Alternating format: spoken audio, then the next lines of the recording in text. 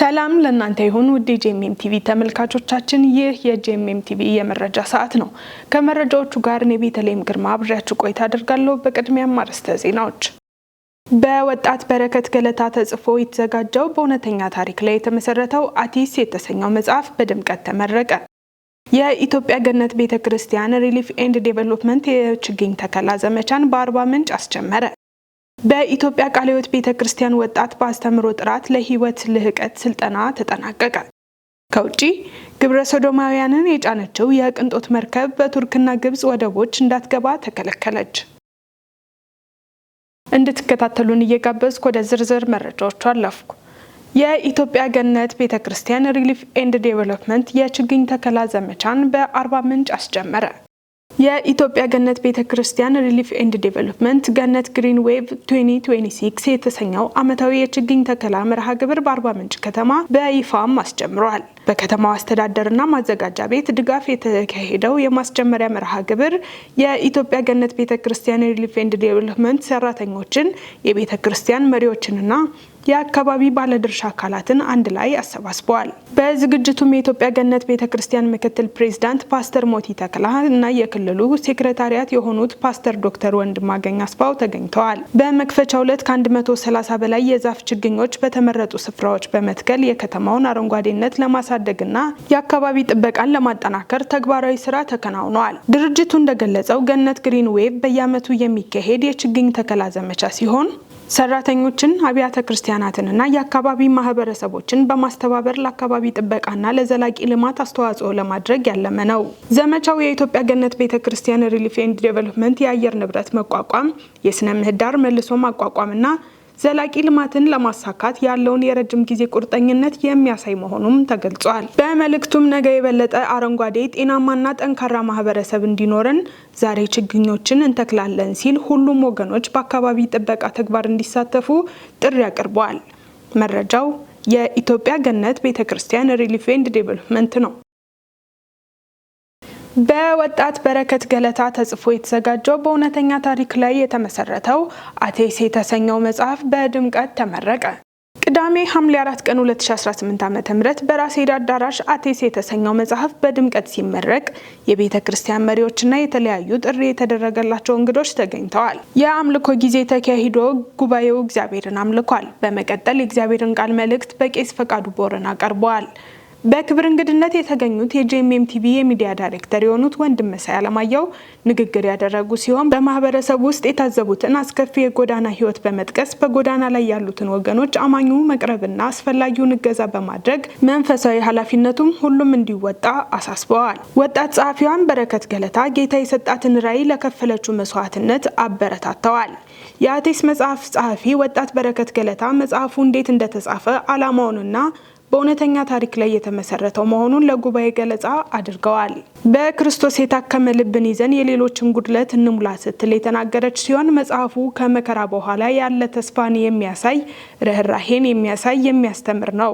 መጽሐፉ የጎዳና ልጆችን የህፃናት ጉልበት ብዝበዛንና የተለያዩ ሀሳቦችን እንደያዘ መጠን በተለይም መማር የሚገባቸው ልጆች መንገድ ላይ መለመኛ መሆን የለባቸውም የሚልና መስጠት ልብን ነው የሚጠይቀው የሚል አጠቃላይ መልእክት አስተላልፈዋል። የጎዳና ህይወት አስከፊነትን የሚገልጽ አስተማሪ አጭር ዶክመንተሪ ፊልም ለጉባኤው ቀርቧል። በመጽሐፉ ላይ በጎ አስተዋጽኦ ላበረከቱ ወገኖች የእውቅና ሰርተፊኬት ተበርክቶላቸዋል። በመጨረሻም በወጣት በረከት ገለታ ተጽፎ የተዘጋጀው በእውነተኛ ታሪክ ላይ የተመሰረተው አቲስ መጽሐፍ በድምቀት ተመርቆ ለአንባቢያን ቀርቧል። አቲስ የተባለ መጽሐፍ ልጽፍ የተነሳሳውበት ምክንያት ብዙ ጎዳና ላይ ያሉ ህፃናቶች አሉ። የነገ ተስፋቸውን የተቀሙ ህፃናቶች አሉና እኛ ልጆቻችን በምናሳድገው ልክ ልጆቻችን በምናየው ልክ ጎዳና ላይ ያሉት ልጆች በወላጆቻቸው የተረሱ መለመኛ የሆኑ ህፃናትን እንድናስተውልበት የመጽሐፌ መነሻ ሀሳብ አቲስ ይባላልና አቲስ ጎዳና ላይ ያለ ህፃን ልጅ ነውና ብዙ ሰዎች ባደረጉበት ግፍ ምክንያት ጎዳና ላይ ሆኖ ባሳለፈው ህይወት ምክንያት በብዙ ሰዎች ጨካኝ ሆኖ ያደገ ልጅ ነውና ግን ይሄ መጽሐፍ ማንም የኔን ህይወት አይነካው ማለት አይችልም። ምክንያቱም ብዙ ህፃናት ጎዳና ላይ ባሳለፉት ምክንያት ነፍሰ ገዳይ ሌላም መጥፎ ስራ ሆነው ጨካኝ ሆነው እንዲኖሩ ያደርጋቸዋልና እነዚህን ትውልድ እንታደግላለሁ። የነገ ተስፋቸውን የተቀሙ ትውልዶችን እንታደጋቸው። እድሜው ለትምህርት የደረሰ ማንኛውም ህፃን ትምህርት ቤት ገብቶ መማር አለበት። የመጽሐፉ ዋና ጭብጥ በጎዳና ላይ ስላሉ ህፃናት የሚሞግተን አይነት መጽሐፍ ነው። ብዙዎቻችን ሸክሟ እንድንጋራ ምን ያህል ልብ እንደምንላቸው ለመሞገት የተጻፈ መጽሐፍ ነው። በ7 ምዕራፎች የተከፋፈለ በ136 ገጽ የተከፋፈለ መጽሐፍ ነው። የመጽሐፉ ዋና ጭብጥ እንደተናገርኩት በጎዳና ላይ ያሉ ህፃናት ህልም እንዳላቸው፣ መማር እንደሚፈልጉ፣ መለወጥ እንደሚፈልጉ በመረጣቻቸው ገጸ ባህሪያቶች ውስጥ ለእኛ ልታስገነዝበን ልትሞግተን ትሞክራለች። እንዲሁም በሌሎች ገጸ ባህሪያቶች ውስጥ ደግሞ አስተሳሰባችንን መሞገት ትፈልጋለች። አንዳንዶች በህፃናቶቹ ሲነግዱ፣ አንዳንዶች ደግሞ ለህፃናቶቹ መልካምን ሲያስቡ፣ የህፃናቶች ህይወት ሲያሳስባቸው፣ በየቦታው ስለ ህፃናቶቹ ሲጣሉ፣ ከሰዎች ጋር ሲጋጩ የሚያሳይ ሁለት አይነት ማህበረሰብ ያለበት እና ማህበረሰብን የሚሞግት አይነት መጽሐፍ ሆኖ አግኝቼዋለሁ። የመሰረተ ክርስቶስ ሴሚናሪ 69 ተማሪዎችን አስመረቀ። በመሰረተ ክርስቶስ ሴሚናሪ የቡራዩ ወልመራ ስነ መለኮት ኮሌጅ 40 በዲግሪና 29 በዲፕሎማ ደረጃ በድምሩ 69 ተማሪዎችን ለአራተኛ ዙር በሆለታ 44 አጥቢያ በድምቀት አስመርቋል። በምረቃ ስነ ስርዓቱ የሴሚናሪው ፕሪንሲፓል መጋቢ ጊሹ ጀቤቻ እግዚአብሔር ጸሎትን ይሰማል በሚል ርዕስ ከኢሳይያስ 38 ከ1 እስከ 6 በመነሳት መልእክት ያስተላለፉ ሲሆን የቤተ ክርስቲያኑ የተለያዩ አመራሮችና እንግዶችም ተገኝተዋል። በዕለቱ ከፍተኛ ውጤት ያስመዘገቡ ተማሪዎች ተሸልመው የእንኳን ደስ አላችሁ መልእክት ተላልፎላቸዋል። ከ4 ዓመታት በፊት የተመሰረተው ኮሌጁም እስካሁን 176 አገልጋዮችን በማስመረቅ ለአገልግሎት ማብቃቱ ተገልጿል። መረጃው የቤተ ክርስቲያኗ ነው። ፊቼ ሰላሌ መካነ ኢየሱስ ማህበረ ምዕመናን 23ኛ ሚስዮናውያንን ወደ ደብረ ብርሃን ላከ። የፊቼ ሰላሌ መካነ ኢየሱስ ማህበረ ምዕመናን በደብረ ብርሃን ከተማ ስፖንጅ ሰፈር በመባል ወደሚታወቀው አካባቢ 23ኛ ሚስዮናውያን ሐምሌ 5 ቀን 2018 ዓ.ም መላኩን አስታውቋል። በመረጃው መሰረት ይህ የሚስዮን ስራ በቤተ ክርስቲያኗ ምዕመናንና ደጋፊዎች ትብብር የተከናወነ ሲሆን ለስራው ድጋፍ ላደረጉ ሁሉ የምስጋና መልእክትም ተላልፏል።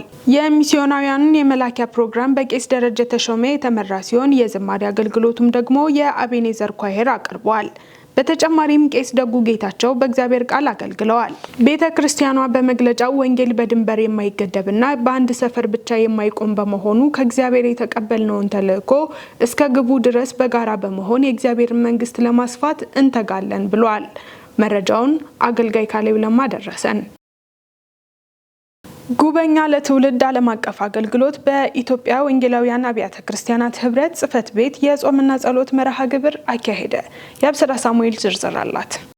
ጉበኛ ለትውልድ ዓለም አቀፍ አገልግሎት ከጌታ የተቀበልነውን ትውልድ በጸሎት የመሸከምና የማሻገር አደራ በመፈጸም ከሐምሌ 7 እስከ 10 ቀን 2018 ዓ.ም በሚካሄደው የኢትዮጵያ ወንጌላውያን አብያተ ክርስቲያናት ህብረት የኢዮቤልዩ ክብረ በዓልና የመሪዎችና የፓስተሮች ኮንፈረንስን በተመለከተ በህብረቱ ጽሕፈት ቤት የጾምና የጸሎት መርሃ ግብር አካሂዷል። በጸሎቱ መርሃ ግብር ላይ ጉበኛ ለትውልድ ዓለም አቀፍ አገልግሎት አገልጋዮች ተሳትፈው የጸለዩ ሲሆን የኢትዮጵያ ወንጌላውያን አብያተ ክርስቲያናት ህብረት ምክትል ፕሬዝዳንት ፓስተር ሰንበቶ በመገኘት ከእግዚአብሔር ቃል አገልግለዋል። በመልእክቱም አባቶቻችን የተቀበሉትን ወንጌል በታማኝነትና በመስዋዕትነት ተሸክመው ለዚህ ትውልድ እንዳደረሱ በማስታወስ በዘመናችን የሚታዩ የቅድስና መቀነስ፣ የራስን ክብር መፈለግ እና ክርስቶስን ማዕከል ያላደረጉ አካሄዶች እንዲወገዱ በጥልቅ የንስሐ ጸሎት ተደርጓል። ተሳታፊዎቹ በተጨማሪ ለኢትዮጵያ ቤተክርስቲያን በረከት የሚሆኑ የክርስቶስን ልብ የተሸከሙ ለወንጌል ቅናት ያላቸውና በመንፈስ ቅዱስ ኃይል የተሞሉ አገልጋዮች እንዲነሱ እንዲሁም ቤተክርስቲያን የጸሎት የቅድስናና የእግዚአብሔር ክብር መገለጫ እንድትሆን በጸሎት ተማልዷል። ከሐምሌ 7 እስከ 10 ቀን 2018 ዓ.ም በሚካሄደው የፓስተሮች ኮንፈረንስ ላይም የእምነት አባቶችና መሪ አገልጋዮች የእግዚአብሔርን አጀንዳ በአንድነት ተካፍለው ለተሰጣቸው አደራ በታማኝነት እንዲቆሙና ኮንፈረንሱ የቃልና የመንፈሳዊ በረከት ጊዜ እንዲሆን ጸልየዋል። በመጨረሻም በኢትዮጵያ የሚካሄደው ሀገራዊ የምክክር ጉባኤ ውጤታማ እንዲሆን በህዝቡ መካከል መግባባት፣ መደማመጥና ሰላም እንዲጠናከር እግዚአብሔርም የኢትዮጵያን በአንድነት መንፈስ እንዲያጸና በህብረት ጸልየዋል። ኮይኖኒያ የተሐድሶ ሚስዮናዊት ቤተክርስቲያን ልዩ የምስጋናና የእውቅና መስጫ ፕሮግራም አካሄደች። ታምራት ሞቲ ዝርዝራለሁ። ከ30 ዓመታት በላይ ወንጌልን ለሰው ልጆች በመግለጥ ብዙዎች ወደ እግዚአብሔር መንግስት እንዲጨመሩ በማድረግ ተልእኮዋን በመፈጸም ላይ የምትገኘው ኮይኖኒያ የተሐድሶ ሚስዮናዊት ቤተክርስቲያን ለብዙ ዓመታት ስትደክምበት የነበረችበትን በስጦታ የተቀበለችውን የአምልኮ ስፍራ በመልካም ተጠናቆ የካርታ ርክክብ በመደረጉ ጌታን ለማመስገን ልዩ ፕሮግራም አካሄዳለችም።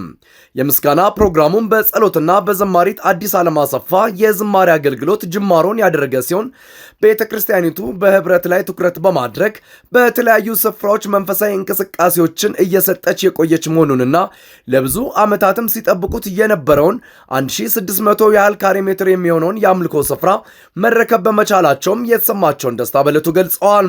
ቀጥሎም በአምልኮ ስፍራው የመጨረሻው ውጤት እስኪገኝ ድረስ ያላሰለሰ ጥረትና እንቅስቃሴ በማድረግ መልካም አሻራቸውን ላስቀመጡ ወገኖች የምስጋናና የእውቅና ምስክር ወረቀት ተበርክቶላቸዋል። የእግዚአብሔርን ቃል መልእክት ያቀረበው የኮይኖኒያ ተሐድሶ ሚስዮናዊት ቤተክርስቲያን መጋቢ ሆነው ፓስተር መራዊ ንጉሴ ለላቀ አሻራ የላቀ ዕድል በሚል ሐሳብ መልእክት ያስተላለፈ ሲሆን የምናስቀምጣቸው መልካም አሻራዎች ለነገው የትውልድ እውነት ላይ ዕድል መፍጠሪያዎች ናቸው፣ ክፉም ከሆነ እንደዚያው ነው ያለ ሲሆን ለተገኘው የአምልኮ ስፍራም ስራ ማስኬጃ ቱምቢ የተሰኘውን የተራራ ስብከት መጽሐፉን በድጋሚ በስጦታ ለቤተክርስቲያኒቱም አበርክቷል። ቅዱሳንም መጽሐፉን በመግዛት የእግዚአብሔርን ቤት እንዲሰሩ ጥሪም ቀርበዋል። በመጨረሻም የአምልኮ ቦታውን በጸሎት በገንዘብ ማሰባሰብ በምህንድስናና በተለያዩ አገልግሎቶች እንዲመሩ ለተመረጡም አገልጋዮች ጸሎት የተደረገ ሲሆን ስለ አምልኮ ቦታው ሂደትና በሆነላቸው መልካም ነገር የተሰማቸውን ደስታ ፓስተር መራዊ ንጉሴ እንዲህ ይገልጻል። አዲስ አበባ ጎተራ አካባቢ እና ወደ 1600 ካሬ ሜትር ይሆናል። ላው ላይ ከ1600 ወደ 1230 አካባቢ ግንባታ የዋለበት ነው። ግንባታ ላይ የዋለ ነው። አዳራሽ ትልቅ አዳራሽ አለው። ወደ 900 ካሬ ሜትር የሚሆን ደግሞ ሌሎች ብዙ ነገሮች አድርጎልናል እና ያንን ቦታ የተሰጠን የዛሬ 1 ዓመት ከ4 ወር አካባቢ ነበረ እና ከዛ በኋላ ያን ቦታ ደግሞ በእኛ ስም ለማድረግ ህጋዊ ለማድረግ ብዙ ውጣ ውረድ ፈተና ነበረብን። 1 ዓመት ከ4 ወር በጣም ተስፋ የሚያስቆርጥ ግን በጣም ፍጹም ተአምራዊ በሆነ መንገድ በዚህ ሳምንት ካርታውን በእጃችን በቤተ ክርስቲያናችን ስም ማግኘት ቻለን። ስለዚህ ይህንን እግዚአብሔር የሰጠን ትልቅ አደራና ኃላፊነት ነው። በብዙ ንጥቂያ በብዙ ውጣ ውረድ ያገኘነው ስፍራ እንደመሆኑ መጠን ይህንን ቦታ አንደኛ ስላገኘነው ምስጋና ለማቅረብ፣ በሁለተኛነት ደረጃ ደግሞ እዚህ ያለው የክርስቲያን ማህበረሰብ ወይም አባላት ይሄ የተሰጣቸው ነገር አደራም ጭምር እዳም ጭምር እንደሆነ አውቀው ለነገ ደግሞ እድሎቻቸውን ወደ አሻራ መለወጥ ወደ በጎ አሻራ የሚለውጡበትን መንገድ እንዲነሳሱ ለማበረታታት ለማንቃት ነው።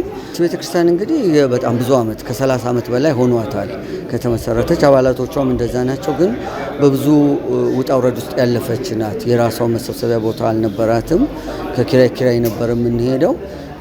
ብዙ ፈታኝ ነገሮች ገጥሞናል። የጀመርነው በልጅነታችን ስለነበረ እኛ አቅም ባጎለበትን ጊዜ የመሬት ዋጋና ደግሞ የማግኛ መንገዱ በጣም ውስብስብ ነበር። ከዛ የተነሳ በጣም ተቸግረን ነበርና አሁን ግን ያው እግዚአብሔር ባለቤት አድርጎናል። በጣም ትልቅ ቦታ ነው። ወደፊት ታዩታላችሁ። በጣም አስደናቂ እና ደግሞ ብዙ እግዚአብሔር በጣም ከቦታው የሚልቅ ያስደሰተን አንደኛ ሰጪዎቹ በብዙ ልግስና በፈገግታ ደስ ተሰኝተው ነው የሰጡን። በብዙ ሐሴት ፈገግታቸው ይገርማል ሲሰጡ። ሁለተኛ ነገር ደግሞ ቢሮክራሲው በጣም ውስብስብ ነው።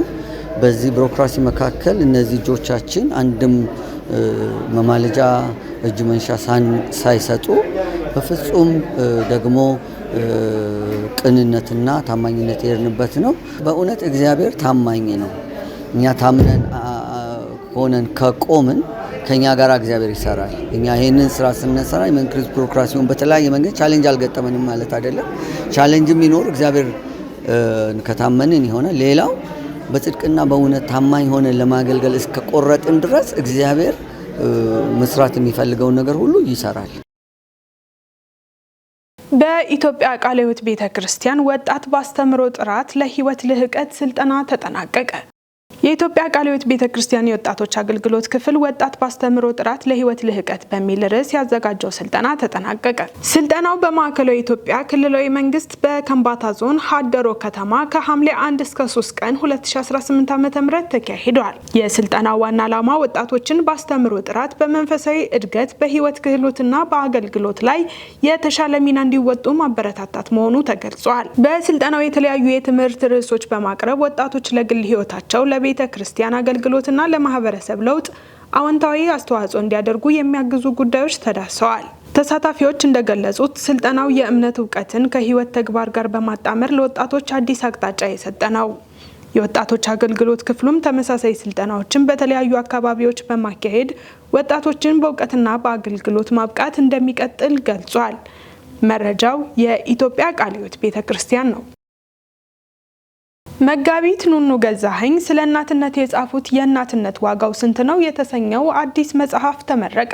ዳንኤል አንተነህ ዝርዝር አለው። አልባስጥሮስ ዓለም አቀፍ የቤተሰብና የሴቶች አገልግሎት በኢትዮጵያ ውስጥ በእናቶች ላይ የሚፈጸሙ ክብረ ነክ ስድቦችን ለማስቀረትና የክብር መግባቢያ ባህልን ለማጠናከር የግንዛቤ ፈጠራና የአድቮኬሲ ስራዎችን እያከናወነ መሆኑንም ገልጿል። በድርጅቱ ዋና ስራ አስኪያጅ በሆኑት መጋቢት ኑኑ ገዛኸኝ የተጻፈው የእናትነት ዋጋው ስንት ነው የተሰኘው መጽሐፍ ሐምሌ 3 ቀን 2018 ዓ.ም በአድዋ መታሰቢያ ሙዚየምም ተመርቋል። ከመጽሐፉ ሽያጭ የሚገኘው ገቢም በእናቶች ላይ የሚፈጸሙ ክብረ ነክ ስድቦችን ለማስቀረትና ለህዝብ ግንዛቤ ማስጨበጫ ስራዎች እንደሚውልም ተገልጿል። በዕለቱም እናትነትን የተመለከተ የስነ ጽሁፍ ስራዎች እንዲሁም ዶክመንታሪም ለታዳሚያንም ቀርበዋል። የአልባስጥሮስ ሚኒስትሪ ዋና ዳይሬክተር የሆኑት መጋቢት ኑኑ ገዛኸኝ እንደገለጹትም የመጽሐፉ ዓላማ እናቶች በሁለንተናዊ መልኩ ያላቸውን አበርክቶት የሚያንጸባርቅ መሆኑን በመግለጽም በአሁኑ ሰዓትም ሚኒስትሪው የተለያዩ ስልጠናዎችን በመስጠት ላይ መሆኑንም አስረድተዋል። የመጽሐፉ ጸሐፊ አክለውም ቀደም ሲልም መልካም ስጦታ የተሰኘውን መጽሐፍ ለአንባቢያን ማበርከታቸውን በመግለጽም ቤተ ክርስቲያን በተለይም በወጣቱ ትውልድ ላይ ሰፊ ስራ እንደሚጠበቅባትም ጠቁመዋል። ከመጽሐፉ ባሻገርም የአልባስጥሮስ ሚኒስትሪ በቀጣይ አንድ ብር ለአንድነት በሚል መሪ ቃል ፕሮግራም የሚደረግ መሆኑን በመግለጽም በ2019 ዓ.ም ከተለያዩ አጋር አካላት ጋር በመሆንም ሰፊ የግንዛቤ ማስጨበጫና የሩጫ መርሃ ግብር እንደሚከናወንም ለማወቅም ተችሏል። ፓስተር ኑኑ ገዛኸኝ ይባላለው። የአልባስጥሮስ ሚኒስትሪ ባለራዕይና ዳይሬክተር ሆኜ አገለግላለሁ። መጽሐፉ የተጻፈበት ዋና ዓላማ አንደኛ እናቶች ብዙ ዋጋ ከፍለው መስዋዕትነት ከፍለው እንጨት ለቅመው ሰው ቤት ሰርተው ብዙ ዋጋ ከፍላ ነው በተለይ ኢትዮጵያዊነት የምታሳድገው። እንደዛ አሳድጋ ተነስታ ዋጋዋ ደግሞ የሚሰጣት ቦታ ልኳ ያ አይደለም። የሚሰጣት ቦታው ልክ ስላይደለ ነው። በአጠቃላይ ይሰራል የሚሰጣት ክብር ልክ ስላልነበረ ነውና በሀገር ግንባታ ሂደት ውስጥ በማህበራዊ ጉዳይ ውስጥ በጋብቻ ውስጥ ልጅ በማሳደግ ውስጥ የሚከፍሉት ዋጋ በጣም ከባድ ነው። የህይወት መስዋዕትነት የሚከፍሉ መልካቸው ጠቁሮ ተጎሳቁለው ለልጆቻቸው ሲሉ ሳይበሉ የሚያበሉ ብዙ እናቶች አሉና ያ ዋጋቸው ያ ውለታቸው በሚገባ ስላልተከወነና ስላልተነገረ አንድ ለዛ ነው። ሁለተኛ ደግሞ በሀገራችን ላይ ልማድ ሆኖ ባህላችን አይደለም እናትን መስደብ፣ ግን አጉል ስድብ አለ። በእናት ስም የተሰየመ ክብረ ነክ የሆነ ውርደት የሆነ እናትን የማይመጥናት እሱ ነገር እንዲቆም ለዛ ብዬ ነው የጻፍኩት። ሚኒስትሪያችን በዚህ ዙሪያ ስልጠና እንሰጣለን። ቤተሰብን ማክበር ላይ፣ ልጅ አስተዳደግ ላይ፣ ትዳር አያያዝ ላይ አልባስጥሮስ ልክ እንደ ስሙ እየሰራ ነው ያለው። ይሄ ሁለተኛ መጽሐፌ ነው የጻፍኩት።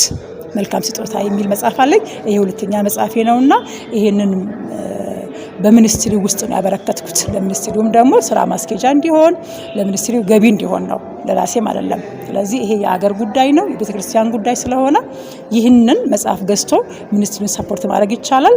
ሚኒስትሪው ስልጠና እየሰጠ ኮንፈረንሶችን እያዘጋጀ ከመንግስት ጋርም እየሰራ ከኤንጂኦ ጋር እየሰራ ደግሞ ከቤተክርስቲያን ጋር እየሰራን ስልጠና እየሰጠን ነው ያለ ነው።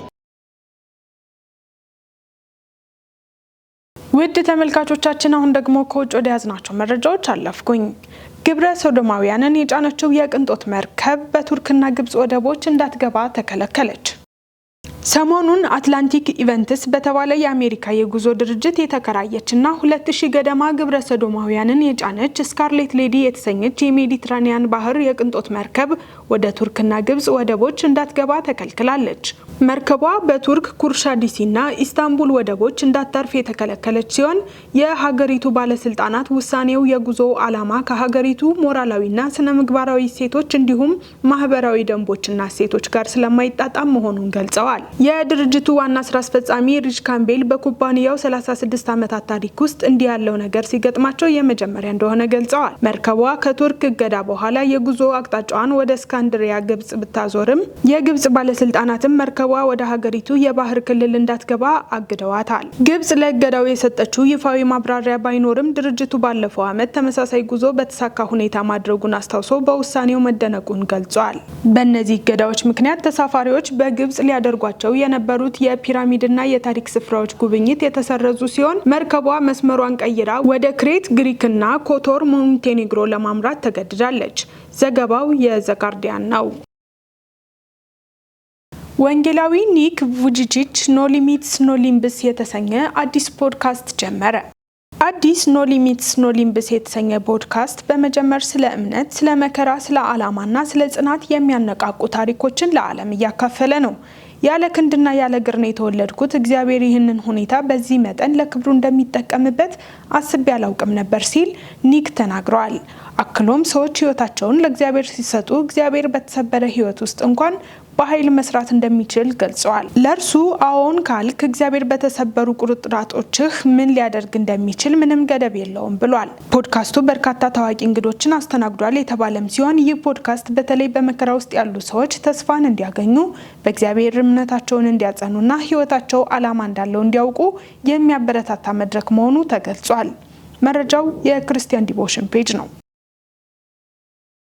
በመጨረሻም በናይጄሪያ የክርስቲያን መሪ ግድያ ዓለም አቀፍ ትኩረትን እየጠየቀ ነው። በናይጄሪያ ፕላቱ ክፍለ ሀገር የክርስቲያን ቤተክርስቲያን ሰራተኛና የማህበረሰብ መሪ የነበሩት ጆን ቴሌ ጃንጁማ በታጣቂዎች ከተገደሉ በኋላ የአካባቢው ማህበረሰብ ለዓለም አቀፍ ትኩረትና ፍትህ ጥሪ አቅርበዋል። እንደ አካባቢው መረጃ ጃንጁማ ሰኔ 24 ቀን 2026 ከጆስ ወደ ሚያንጎ ሲመለሱ በጁዩ ወይም ኪዊንስሃል አካባቢ በታጠቁ የፉላኒ ታጣቂዎች ጥቃት ተገድለዋል። ቦታው ከናይጄሪያ ጦር ሰፈር በአጭር ርቀት ላይ መሆኑም ተገልጿል። የሚያንጎ ወጣቶች ልማት ማህበር ጃንጁማ በቅርቡ የማህበራዊ ጉዳዮች ዳይሬክተር ሆነው መሾማቸውን በማስታወስ ለማህበረሰቡ ትልቅ አገልግሎት ያበረከቱ ሰው እንደነበሩ ገልጿል።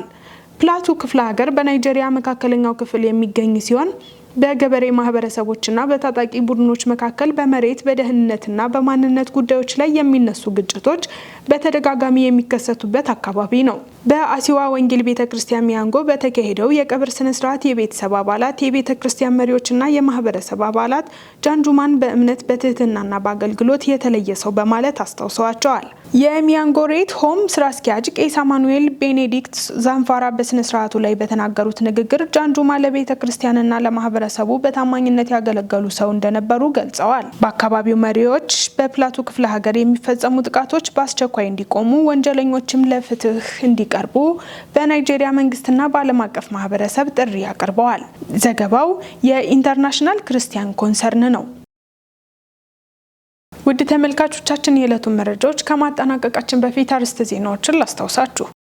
በወጣት በረከት ገለታ ተጽፎ የተዘጋጀው በእውነተኛ ታሪክ ላይ የተመሰረተው አቲስ የተሰኘው መጽሐፍ በድምቀት ተመረቀ። የኢትዮጵያ ገነት ቤተክርስቲያን ሪሊፍ ኤንድ ዴቨሎፕመንት የችግኝ ተከላ ዘመቻን በአርባ ምንጭ አስጀመረ። በኢትዮጵያ ቃለ ሕይወት ቤተክርስቲያን ወጣት በአስተምህሮ ጥራት ለህይወት ልህቀት ስልጠና ተጠናቀቀ። ከውጪ ግብረ ሶዶማውያንን የጫነችው የቅንጦት መርከብ በቱርክና ግብጽ ወደቦች እንዳትገባ ተከለከለች። የተወደዳችሁ የጄኤምኤም ቲቪ ተመልካቾቻችን የዕለቱ መረጃዎች እነዚህን ይመስሉ ነበር። መረጃዎቹን ወደ እናንተ ያደረስኩት እኔ ቤተልሔም ግርማ ነበርኩ። ከቀሪ የጄኤምኤም ዝግጅቶች ጋር መልካም ጊዜን ተመኘው።